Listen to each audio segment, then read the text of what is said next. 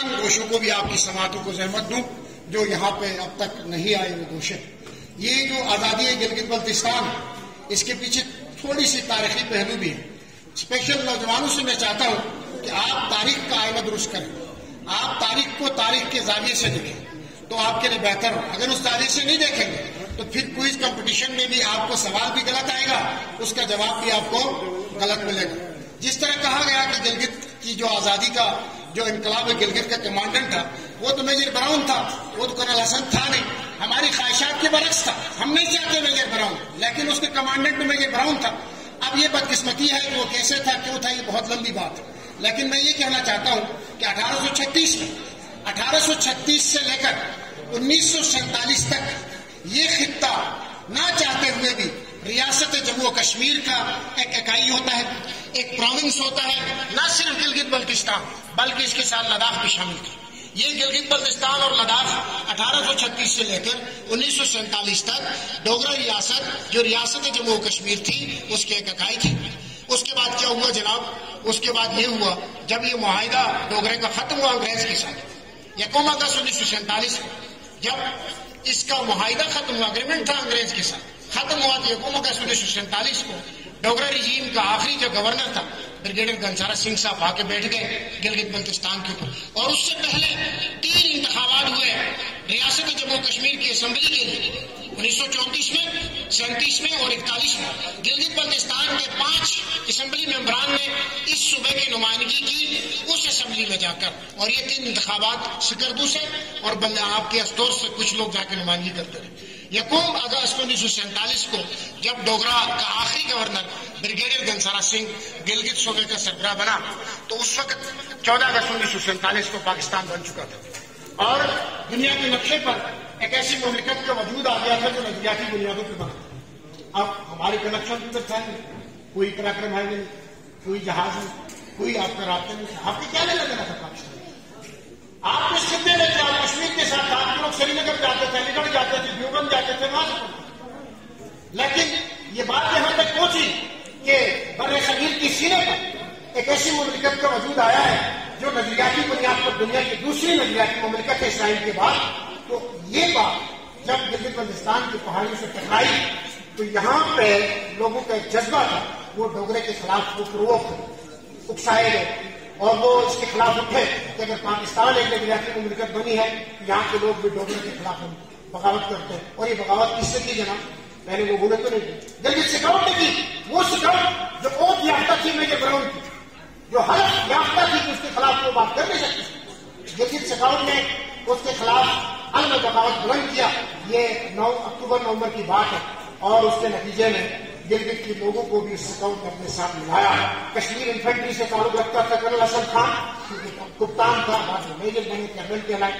وہ آئے گلگت، آگے جب اس میں وہ تو آئے تھے گنسارا سنگھ کو وہ پروٹیکٹ کرنے کے لیے کیونکہ کشمیر انفینٹری کا تھا. تو وہ آئے، جب دیکھا گلگت کے حالات تو گلگت کے حالات کسی اور طرف جا رہے تھے اور لوگ انقلاب کے دستک لے کے بیٹھے ہوئے تھے اور لوگ چاہتے تھے کہ گلگت میں انقلاب آئے اور آزادی کے پرچم گلگت کے پہاڑوں پہ لہرائے. انہوں نے وہ بھی کرنل حسن صاحب جو ہے وہ گلگت کے باغیوں کے ساتھ انقلابیوں کے ساتھ جم ہو گئے. اور وہ جتنے بھی گلگت بلتستان کے لوگ تھے، چاہے وہ برٹش آرمی میں تھے، چاہے کشمیر انفینٹری میں تھے، چاہے گلگت سکاؤٹ اور ڈوگرے کے انڈر میں وہ تھے، وہ سب جو ہے گلگت بلتستان کے لوگوں کے ساتھ مل کر ڈوگرے کے خلاف بغاوت کا اعلان کر دیا. اور یہ بغاوت ایک ایسی تھی کہ لوگوں کا جذبہ جو تھا وہ ایک ایمانی جذبہ تھا. ان کو بتایا گیا تھا کہ ایک ایسا ملک بنا ہے جو نظریے کی بنیاد پہ، اور وہ چاہتے تھے اس نظریے کے تحت گلگت کو بھی آزاد کرایا جائے اور پاکستان میں اس کے انیکسیشن، یہی ان کا مدعا تھا. اور اس بنیاد پہ لڑی جانے والی انقلاب گلگت کی جنگ چند دنوں پر محیط تھی. اور اس بریگیڈیئر گنسارا سنگھ کو جو آج کے راج ناتھ سنگھ سے بہت طاقتور تھے، وہ آج وزیر دفاع راج ناتھ سنگھ صاحب اس سے زیادہ وہ سنگھ تگڑا تھا، اس کو چنار باغ کے مقام پر بابر خان، کرنل حسن خان اور ان کے تمام سردار صفی اللہ بیگ، ان کے تمام ساتھیوں نے اس کو گرفتار کیا اور اس مسند سے اس کو اتارا گیا اور اس کو گونجی لے جا کر اس سے ریاست کشمیر کا حوالہ کیا گیا اور گلگت اور اس کی ویسلٹی میں آزادی کا پرچم لہرایا گیا. اور یہ گلگت جو ٹیریٹری تھی یہ آزاد ہوئی 1 نومبر 1947 کو. بھائی بلتستان آزاد نہیں ہوا تھا، بلتستان تو بھی آزاد نہیں تھا. پیمر کا سٹیٹس تو اور تھا، دارالتعمیر کا سٹیٹس بھی کچھ اور تھا. اب ہوا کیا؟ اب گلگت کی ویسلٹی آزاد ہوئی، اس میں گزر تھا. آپ کے جو ریاستیں تھیں ہنزا کی نگر کی، میرا نگر اور میرا ہنزا، ریاست جمہوریہ گلگت کے نام پر دنیا کے نقشے پر ایک ریاست بنی. اب میرا نگر اور ہنزا نے خط لکھے قائد محمد علی جناب، وہ موصوف اس وقت کراچی میں ہوتے تھے اور کیپٹل کراچی میں تھا. انہوں نے اس جذبے کا اظہار کیا کہ ہم نے ایک ایسی مملکت حاصل کی ہے جو نظریے کی بنیاد پہ ہے اور ہم نے ڈوگرے کو بگایا ہے، ہم پاکستان میں شامل ہونا چاہتے ہیں. اس نے کہا، خان عبدالقیوم خان کو کہا، وہ کے پی کے بھی ادھر قریب تھا، اس کو کہا جناب یہ صوبہ سرحد کے علاقے سے کچھ علاقے ہیں ادھر دیکھو یہ آزاد ہوئے شامل ہونا چاہتے. خان عبدالقیوم خان نے ایک نائب تحصیلدار کو بھیجا جس کا نام تھا سردار عالم خان. بڑی بڑی مونچھیں تھیں اس کی. وہ بابوسر کے رستے سے گھوڑے پہ بیٹھا گلگت آیا تو آپ کے ریاست کا جو صدر تھا وہ شارعیس خان صاحب، اس نے اور ریاست کی جو آرمی کے چیف آف سٹاف کے لائے تھے کرنل حسن خان صاحب، تو وہ تو سرنڈر ہو گئے. انہوں نے اپنی ساری ریاست جو انتظامی طور پر اس کے حوالے کر دیے اور چاہتے بھی یہی تھے، نظریاتی کنیکشن تھی. لیکن اس کے بعد اور رندو کا جو راجا تھا مقبول، اس نے کرنل حسن کو کہا جناب یہ بلتستان بھی تو آزاد کرانا ہے. یہاں سے ٹروپس کرنل حسن کے گئے رندو، پھر بلتستان، اور بلتستان کو آزادی دلانے میں پورا 1 سال لگا ہے. 1 نومبر کو بلتستان آزاد نہیں ہوا، 1 سال بعد 14 اگست 1948 کو بلتستان آزاد ہوا. تو یہ 48 کو جب بلتستان آزاد ہوا تو اس کے بعد کیا ہوا جناب؟ اس کے بعد یہ ہوا کہ یہ بہت اہم باتیں ہیں بھائی، آپ کے کوئز کے سوال بھی بتاؤ، یہ سنو نوجوانوں کے لیے بہت امپورٹنٹ باتیں ہیں، یہ باتیں تھوڑی سی ذہن نشین کر لو. 48 کے بعد یہ سردار عالم آیا، اس نے FCR یہاں پہ لاگو کر دیا، جو پاکستان کے آئینی علاقوں پہ FCR نہیں تھا، ادھر اور فاٹک کو اس پہ FCR لگا. 50 تک FCR کے انڈر میں علاقے کام کرتے رہے. 1950 ایگریمنٹ آف کراچی کے تحت کیا ہوا؟ پھر کشمیر اور گلگت بلتستان کو ملا کر انتظامی طور پر ایک ڈویژن بنایا گیا جس کو کانا ڈویژن کہا گیا. یہ کانا ڈویژن کا نام سنا تھا آپ نے؟ یہ 1950 میں بنا تھا کانا ڈویژن، اس میں کشمیر اور منتظم کر دیا. پولیٹیکل ایجنٹ بیٹھتا تھا. 52 میں یہ پولیٹیکل ایجنٹ والا سسٹم پولیٹیکل ریزیڈنٹ میں چینج ہوتا ہے اور کشمیر افیئر کا جو جوائنٹ سیکرٹری ہوتا ہے وہ آپ کا پولیٹیکل ریزیڈنٹ بنتا ہے گلگت بلتستان کا. وہ پھر 58 میں مارشاء اللہ لگتا ہے. گلگت بلتستان میں کوئی مارشاء اللہ نہیں لگتا کیونکہ آئینی علاقے نہیں تھے.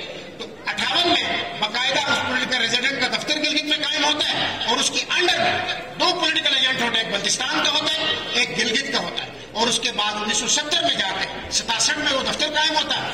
70 میں جا کے گلگت بلتستان کی باقاعدہ نمائندگی کے طور پر کچھ ممبران آپ کے نمبرداروں کے ووٹ سے اسمبلی میں آتے ہیں. یہاں سے آپ کی نمائندگی کا آغاز ہوتا ہے. وہ ایوولوشن ہے، بہت بڑا ارتقا جائزہ کہ آج گلگت بلتستان ایک اسمبلی ہے. انتظامی طور پر آپ پروونشن سے، آئینی طور پر آپ پروونس نہیں ہے. یہ آپ کی مختصر سی تاریخ ہے اور اس تاریخ کے اندر آپ کے آبا و اجداد کی قربانیاں ہیں، اسلاف کی قربانیاں ہیں. 47 کی جو جنگ لڑی گئی تھی اس جنگ میں رنگ نسل ذات پات کے پتو کو پاش کرتے ہوئے ایک قوم کی، ایک ملت کی بات کی گئی تھی. کوئی نہیں دیکھا گیا یہ پیمر کا ہے، یہ شیعہ، یہ سنی، یہ اسماعیلی ہے، یہ نوربخش ہے، یہ نگر کا ہے، یہ گزر کا ہے. انہوں نے مل کر ڈوگرا کے خلاف شکست دی اور اس علاقے کو آزاد کر کے آج ہمارے ہاتھوں میں دیا ہے. ہمارے اسلاف کا فور فادرز کی یہ بڑی قربانی ہے. آج یہ ملک ہمارے ہاتھوں میں آ گیا تو ہمارا فرض بنتا ہے کہ ان کا دیا ہوا یہ میسج، ان کا دیے ہوئے قربانیاں ہم کس طرح ان کو خراج تحسین پیش کریں. اپنے عمل سے، اپنے کردار سے، اپنے صفوں میں کام کریں، ایمانداری کے ساتھ، جذبے کے ساتھ، کمپٹنسی کے ساتھ، محنت اور لگاؤ سے آگے بڑھیں. آپ کے اس علاقے سے پڑھنے والے لوگ آپ کے سامنے ڈپٹی کمشنر بن کے بیٹھے ہیں. کیا یہ عنایت میں کسی آکسفورڈ یونیورسٹی سے پڑھا؟ یہ ہائی اسکول کا بچہ تھا.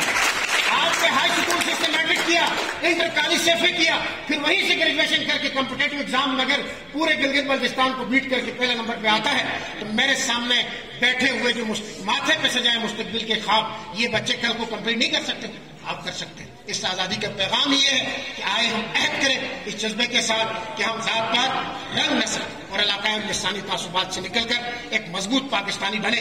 اور اس وزیر دفاع کو یہ پیغام جس طرح مالک صاحب نے کہا کہ وہ راج ناتھ سنگھ کو یہ نہیں پتا کہ گنسارا سنگھ کو کتنے تھپیڑے پڑے تھے. وہ راج ناتھ سنگھ یہ نہیں جانتا کہ چنار باغ کی در و دیوار آج بھی گواہ ہے کہ بابر خان کی کتنی چوٹیں اس کو پڑی تھی اور لاتے مار کے اس کو نکالا گیا تھا.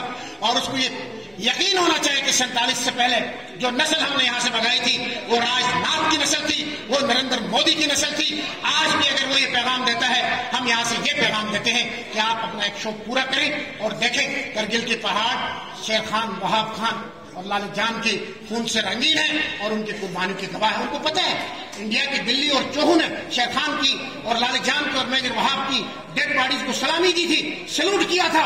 ان کو پتہ ہے انہوں نے خود لکھا تھا کہ سائٹیشن لکھا تھا کہ آپ شیر خان کو نشان حیدر دیں, ان کی جرأت اور بہادری کی ہم خود گواہ, انڈین آرمی نے کہا تھا.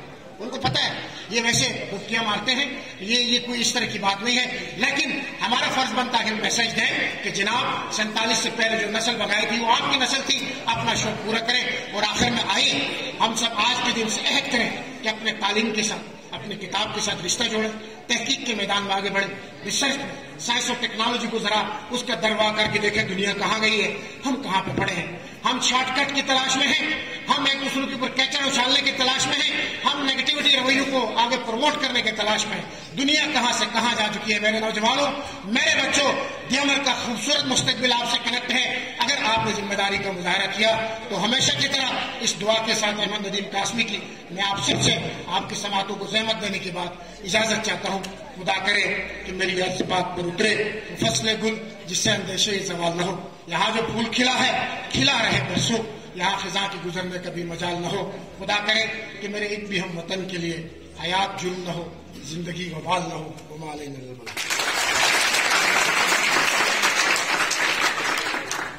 بہت بہت شکریہ سر فیض